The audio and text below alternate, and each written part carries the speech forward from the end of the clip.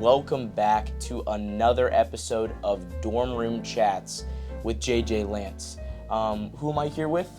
You're here with Vivaan Polkum. I'm a sophomore neuroscience student at Ohio State. Awesome. Today we are diving into the religion of Hinduism.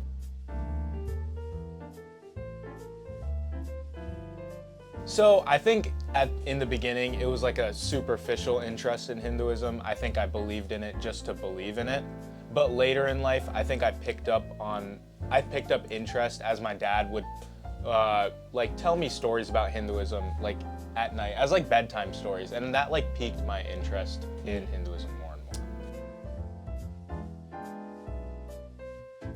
more. So I think a lot of people like to say that Hinduism is more like a way of life than it is like a religion. And it's something I use to guide my morals and like how I view the world.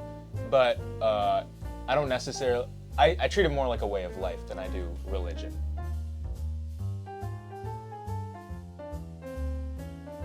Not too long ago, I read the Bhagavad Gita, which is one of the main holy books in Hinduism. And that text heavily revolves around Krishna. Yeah, I think that's who I most relate to.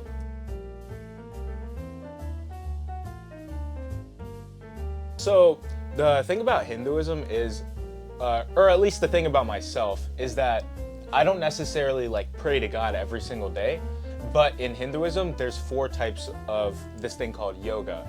And the specific type of yoga I practice on a daily basis is the yoga where I'm learning knowledge.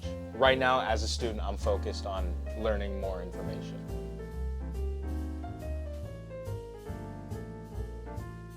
To be honest, I don't think it's influenced it much because there's like temples everywhere I go, and there's huge Indian populations typically where I've lived throughout my life.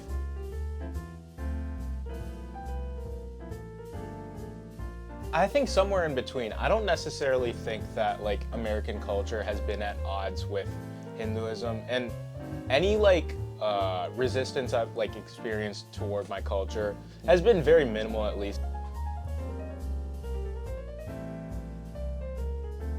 In Hinduism, family is very heavily prioritized, and like the family unit and the family system is just very heavily pushed.